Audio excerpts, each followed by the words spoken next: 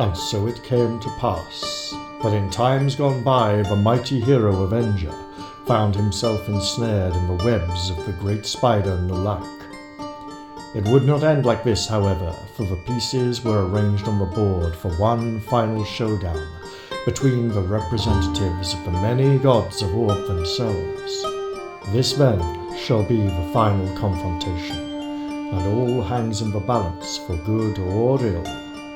A battle that goes beyond the physical and into the spiritual realm, a harrowing experience from which few shall escape unscathed, and yet one endures, one upon whom our hopes hang. He is Avenger. He is Ninja. I am Ninja. My parents are the heaven and the earth. My home is my body. My power is loyalty. My magic is training. My life and my death is breathing. My body is control. My eyes are the sun and the moon. My ears are sensitivity. My laws are self-protection. My strength is adaptability. My ambition is taking every opportunity with fullness. My friend is my mind. My enemy is carelessness. My protection is right action. My weapons are everything that exists. My strategy is one foot in front of the other. My trust is in quality. My way is the way of the tiger.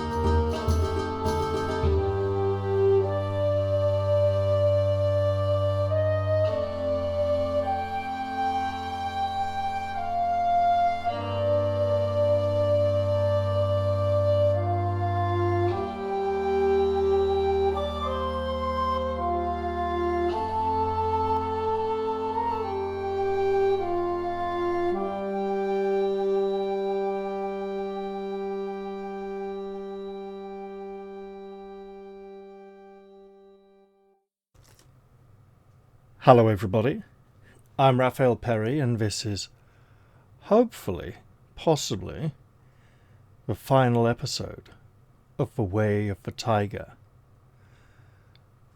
I mean, at this point it's pretty much just down to the dice rolls, and last night the dice hated me. Hopefully tonight things will be a bit better. We'll have to wait and see. Now, I'm going to be picking up at section 206, outside the Royal Throne Room, after defeating the horrible Nikur. The Nikur is a nasty monster, and it's an unavoidable fight as well. It is probably one of the last two nasty fights in the entire book. The reason it's nasty is it gets so many attacks. It's an easy target that's really easy to hit with lots of health, but it can get up to 3 attacks a round with a 4th die of combo damage if all 3 hit you. I mean, look, if all 3 hit you, you're probably going out anyway, Last night, first time I faced it, I got it down to a single endurance point, and then it got me. Second time, I only used a single point of inner force, and I'm taking the result of the second fight, right? Because I could sit here and roll the dice and go for the encounter as well, but I'm trying to save us a bit of time. Especially as, to the best of my knowledge, I can't lose any more endurance points for the rest of the book. So these little 5 points of endurance mean nothing. Theoretically. However, that doesn't mean it's plain sailing from this point on. I'm not going to go back and pretend I did not accept the gift of the Silver Gauntlet from Lady Foxglove. and it turned out to be the kind of nasty gift Nemesis would give. She really has turned out to be a complete enemy, despite those strange moments where she seemed to be on our side ever so briefly, usually for her own advantage.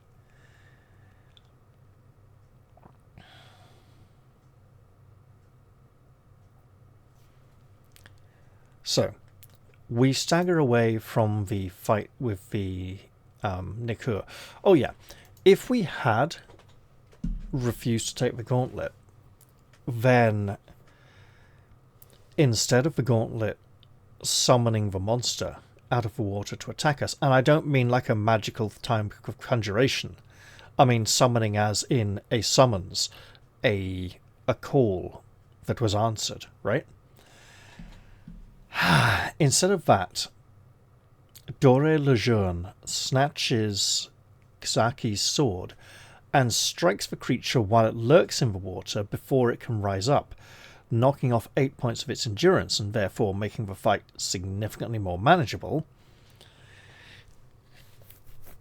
Essentially knocking off an Iron Fist punch with inner force, or a very good kick. And I'm not going to go back and say I made that one little choice different just to make this encounter easier, but having fought through it twice and it being very close either way, and I should have probably used a second point of inner force, although I'm glad I didn't, we leave Dore Lejeune and Xaki in the prisons and head towards the throne room, where we will once again face Force Lady Gwyneth. You sneak pillar to pillar along the cool marble palace corridors, evading a patrol of guards as well as creeping by the palace servants, whose job it is to light the lanterns as night falls. You pass through the double doors into the vestibule that leads to the throne room and see a familiar armoured figure standing there.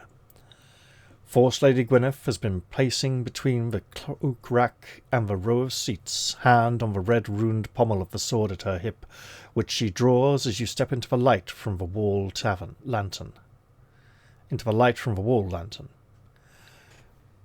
You cannot fool me, charlatan, she says evenly. Avenger is in the throne room behind me and wears the golden rose crown. Who are you really? You reply that you are the real Avenger, returned from the rift, and that the throne has been taken by an impostor. Gwyneth looks on impassively, her naked sword glittering in the torchlight. What will you say next? We will say, you cannot tell if I am the real Avenger or not, but nor can you tell if the person in the throne room is. Stand aside and let me face the impostor. Because, once I do, it won't matter who was the real Avenger or not, because there'll only be one of us left afterwards anyway. That is true, Gwyneth concedes. Both of you look and sound like Avenger. The one on the throne has done nothing to harm this city, though, and I am unsure of your intentions. We can tell her if the current ruler is benign, why is the palace barred to Hengist, Greystaff, and the Demagogue?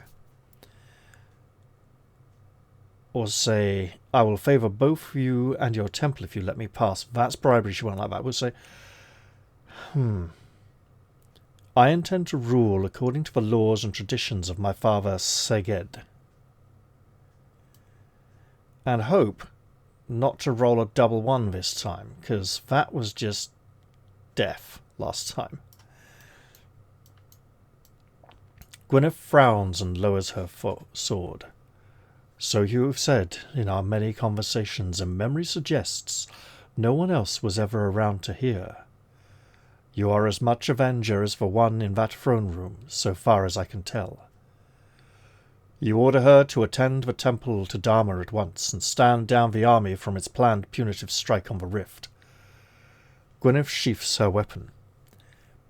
I will hold the army until there remains only one Avenger in the palace. When I return at dawn, I expect to have my orders, and they had better be in the traditions of Avenger's father. We have safely made it past the loyal guard. You enter the throne room, a vast and empty space illuminated in the dancing half-light of a few sparse torches. The only figure in the room sits in shadow on the carved throne in brooding silence. Despite your silent advance across the marble floor, the figure senses your approach and stands, stepping forward into the light. The figure is of your exact likeness, dressed in shimmering gold cloth and with the rose crown of Erskine cast resting at the brow. "And so you made it, as I knew you would," the impostor says in a voice that sounds identical to your own. "You were warned after you killed the Grand Master of Shadows in the Valley of Scorpions that we ninja would seek our revenge. I was there." He might even have been the one who issued the warning, but I think that would be a bit too cheesy. "Reveal yourself," you say in a low voice. The impostor's features shift slightly to a man with a passing resemblance to you, although his countenance is perpetually distorted by a malignant scowl. He is missing his left eye, with the illusion of the emerald orb gone.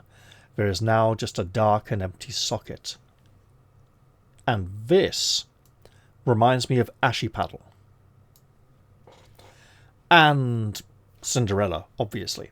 So, Ashipaddle is one of the Grimm's fairy tales, as I believe is Cinderella. Ashipaddle is like an older, more folk version of Cinderella, in which there is no fairy godmother.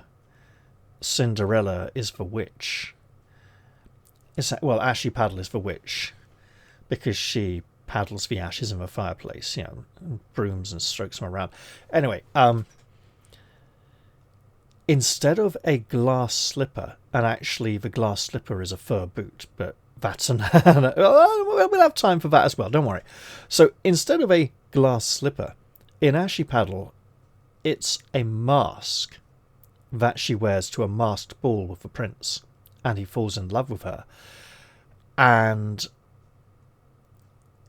she doesn't necessarily hide from her family the fact that it's her, but the greedy stepmother wants the ugly sisters to woo the prince and marry him instead. Only the mask won't fit on their faces, and it digs into an eye socket, so the mother has a surgeon remove an eye so that the mask can fit onto the sister's face. And for the other sister, it's the other eye that must be removed. And of course, when they dance with the prince, they're crying, there's blood coming out from the mask, it's digging into their eye socket, and there is no eye, and he can tell they are an imposter and not the woman he fell in love with. And that is probably why, at the end of Cinderella, not the Disney version, the Grimm version, at the wedding, 2 ravens fly down and land on the shoulders of the ugly sisters, and one pecks out the left eye from one sister, and the other pecks out the right eye from the other sister. And if you're not familiar with Ashipaddle, that feels really out of place, and you wonder, why did that happen at the end of the story suddenly? It feels rather abrupt, and it's kind of removing the missing eyes that should have been taken out earlier in the story. Someone's remembered that they lost an eye each. And then that later gets some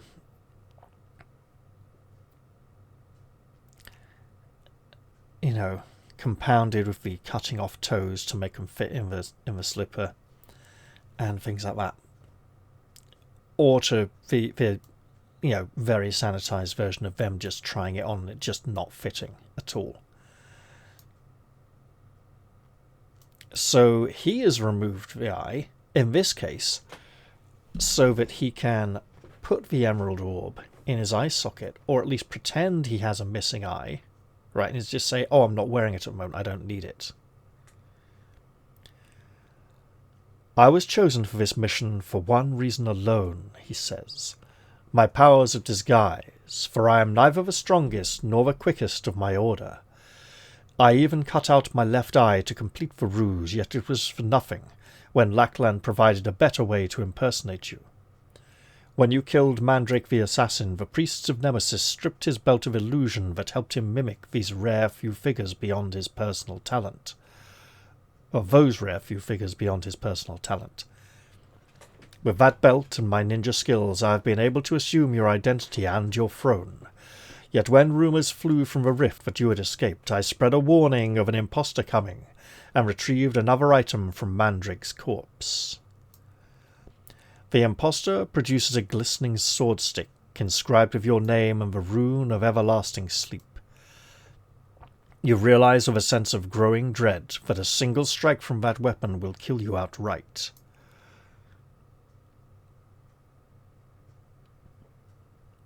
The gods look upon us and demand an answer, he says, his fist shaking at the heavens, to see if this city and indeed the destiny of the Man-March will be in the hands of Quan or of Nemesis. We can close in and engage him in combat, hurl a shuriken, use poison needles without have any, hurl flash powder at a torch, and then close in to engage him in combat. I'm pretty sure we don't have our flash powder anymore. So I will throw a shuriken and decide to use inner force for the throw. Obviously, what I probably should do at this point is pause recording.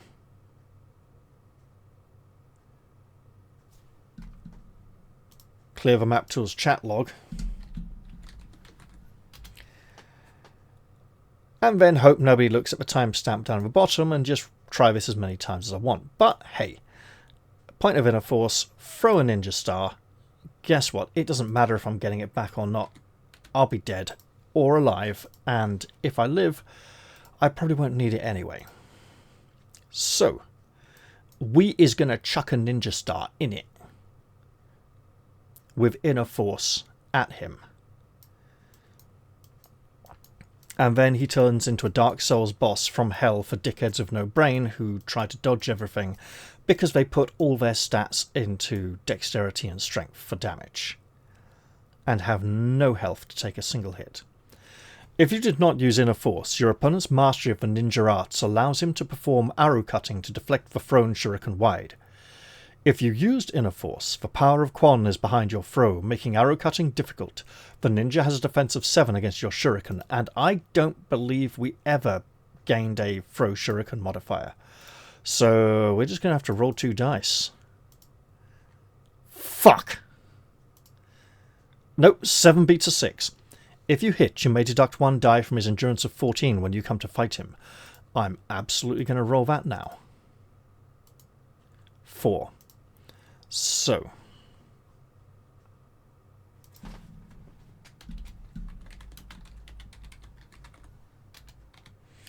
The imposter has 10 endurance points remaining. And I'm reckoning. Regardless, the imposter rushes in on you, a jet of acid shooting forth like magic from his sword stick. Your defense against this is 10, and you may not block unless you have the skill of acrobatics, in which case you flip away unharmed. However... Oh, for fuck's sake! We're dead then, aren't we? We've only got 5 endurance points left. Fucking shit, fucking shit, this is fucking shit. Yes. 278. How much damage of hell and pain and death? Yeah.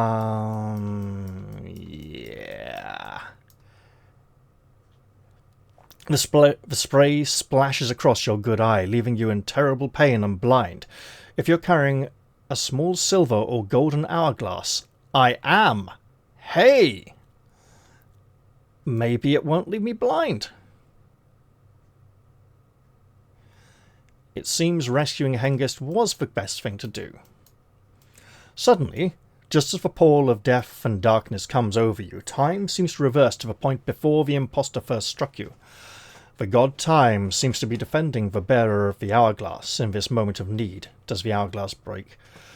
Already knowing the attack the imposter will make, you are able to skip aside and counter and prepare a counterattack. If you use a block against the initial blow, you avoid this repeated blow with great ease and need suffer no penalty to your next roll. How will you attack the imposter? Quan's flail kick with inner force. Come on. We can do this. Oh. Oh.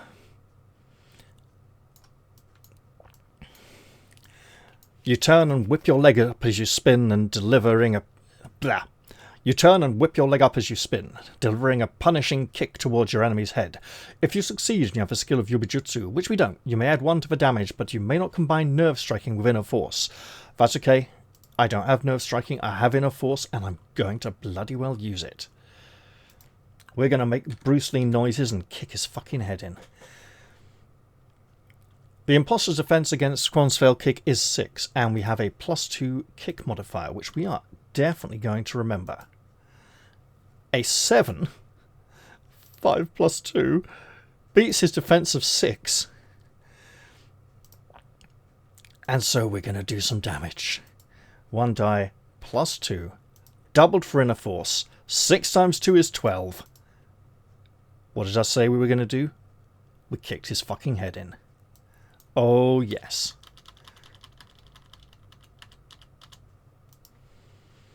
We have indeed slain the imposter.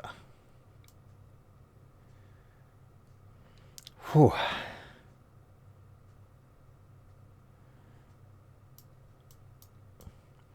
The imposter crumbles, your last blow a killing one. The rose crown of Erstmann cast falls from his head, rolling across the marble floor to rest against your foot. I think, thematically, let's make it the foot I was standing on, not the one I kicked him with, because otherwise it would be too tacky if it went to that foot. You place it on your own head. You also take the gold-woven belt, the source of the imposter's mimicry of you. You stand for a moment in the absolute silence of the throne room, coming to terms with the enormity of all you have achieved to be back here. Do you have the skill of Shinren? Yes, we do. We never chose the skill of Yubijutsu. Shinren has been our guiding light throughout this entire playthrough.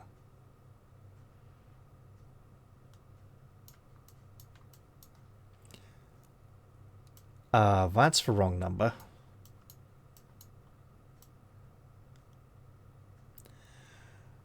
Your exceptional skills of observation detect something not quite right about the imposter. You snap into a martial stance just as he stops feigning death and leaps up, lunging at you with the sword stick. You are ready, though, dodging aside and snapping his neck with a vicious chop. You double-check he is dead, just to be sure. You pick up the sword stick and then snap it as well with a sharp cry, shattering the rune of everlasting sleep. Never again will Mandrake's deadly weapon be used against you.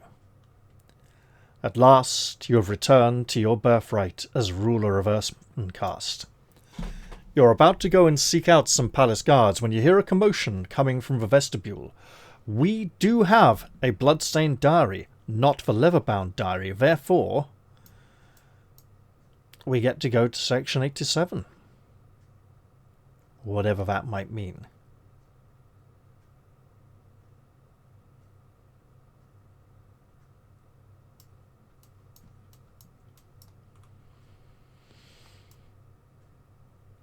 And now I think I understand what I saw about the final section that I did not like.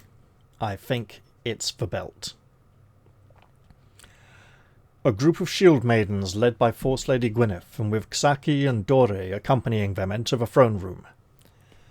The army has been stood down from its mobilization, Gwyneth says, and meets you with a steely gaze. You smile as you realize she is testing to see if you really are Avenger. You explain how the imposter was able to fool everyone and ask her to apprehend Lackland. The coward is reported to have fled the city after his second-in-command was slain, she says. The forces of Nemesis are leaderless, their priests confined to their temple, and their soldiers to the barracks. Perhaps now the people will start to turn away from them. You ask Dore why he is here rather than resting. I could not sit idly by for long when evil was afoot, he says, seeming despite his injuries to have lost none of his fervour. We encountered Gwyneth and joined her in purging any soldiers of Nemesis from the palace itself. Apparently Glaivas is with Antocitus, securing the gates, and so the enemy has been trapped, waiting for us. Ksaki congratulates you on reclaiming your throne. I would be happy to arrange an official visit to Seracube whenever you like. You thank all your friends and order Force Lady Gwyneth to open the palace to leading citizens as before, returning at once to the normal business of governing.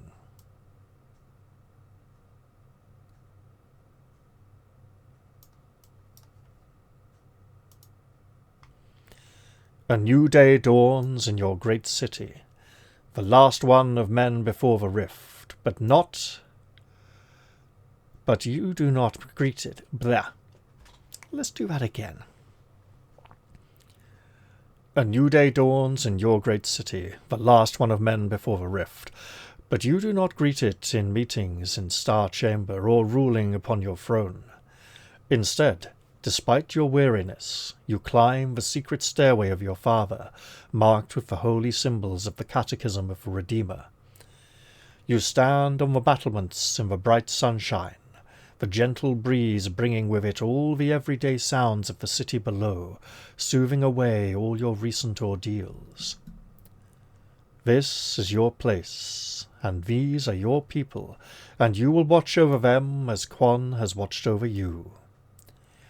You look down to the gold-threaded belt around your waist. You are now able to walk amongst your people unnoticed should you wish it, with neither your emerald eye nor known face marking you out. You look east towards the rising sun and the rift. You have redeemed Dore and Glaivas from that dark place, and also your city from the hands of an impostor.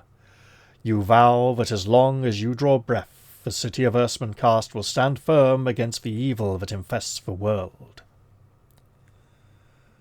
Once you have finished your fill of the dawn, you prepare yourself to return to the palace halls for a victory feast with Dore, Glaivas, Ksaki, Gwyneth, and your other friends and allies from across the city. Let the Black Widow have her perfidious minions, for in your friends you have such riches that she will never own. You are home. And with that, our adventure is complete. All we had to do last time was say something ever so slightly different to Gwyneth, or not roll so low on a fate roll, or not get completely messed up by the Nico the first time.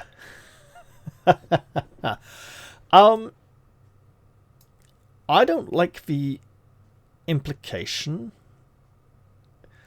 that our prize is anonymity. That's what I caught when I first saw this section. I thought, wait, why should we be able to? Why is being able to disguise ourselves a good thing? Why, it's like the end of Highlander. The reward for fighting is not fighting. The reward for chopping everyone's head off is becoming mortal and being able to grow old and die normally. And because that wasn't enough, they decided to also make him psychically able to read everyone's minds in the world at once, which must have been incredibly confusing and made it very hard to concentrate on anything at every given point in time, hearing all the mindless mental chatter of the various morons out there. So, thinking then of the disguise, I was thinking we put Ksaki on the throne and wander off into our sort of happy retirement, having had our identity stripped. But no, we are established, we are going to look after this place, and there are no more adventures for Avenger, the overlord of Earthmancast, who doesn't have a single bloody name in his name. It's all just words, embodying concepts and titles. Oh. Well, we've reached the end of this adventure, and I'm going to have to find a picture. Probably the ninja from the front of book 0, because I don't think there's a picture in here for the imposter at all.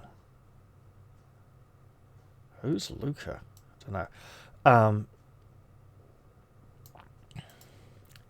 That could have gone much worse. A fight in which you have to not get hit once. Maybe you can get hit once and the hourglass will save you. Yes, I'm looking for a picture of the imposter now, just in case one arrives. I mean, there's this, of course, but we've already had that. For Aiko, who didn't have a portrait in book 1.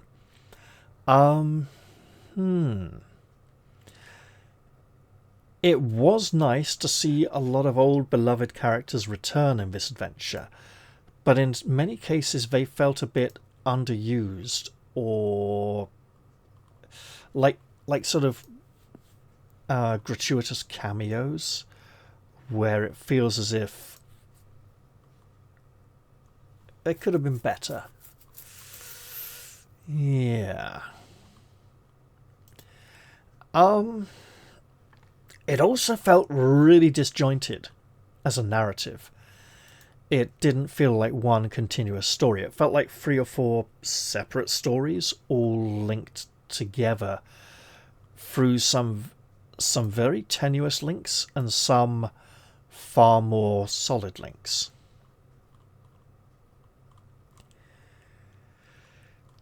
Yeah.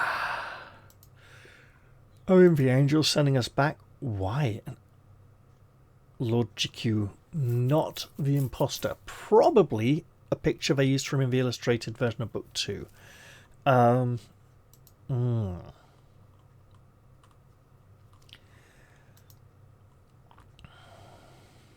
However, this series has been a massive undertaking, and I am glad and grateful to have reached the end of it. That's the assassin.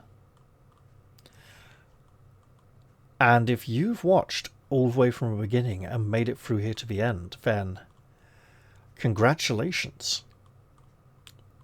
Absolutely. Thank you very much for watching everything. You've been with me every step of the way.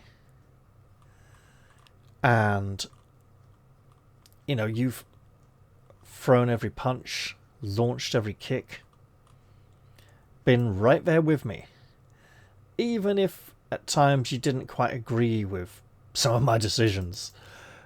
And now I get to find something else to play. And I think I know what that's going to be. And if you watch the last episode, I think you probably know what that'll be as well. Right.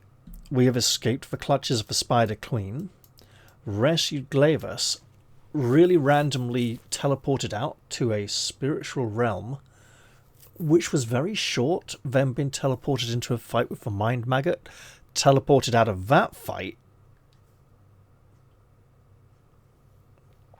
Yeah, it's been a bit weird, but still quite pleasant. Overall, I am feeling... this is interesting, right? Because I wasn't feeling too excited at having completed the series. I was feeling more fatigued, exhausted, ready to rest. But now I'm feeling the same tension I started to get in my chest when I joked about pausing the recording and recording multiple attempts at the final fight with the imposter, and then just like splicing it in and hoping nobody looked at the timestamp.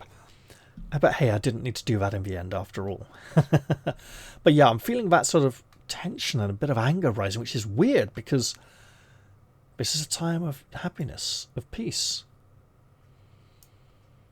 No one really got away with anything, and that's all fine. So, I'd like to thank you all very much for watching, and once again, for the last time now, if you have, and you've been with me every step of the way, you're all ninjas, every single one of you.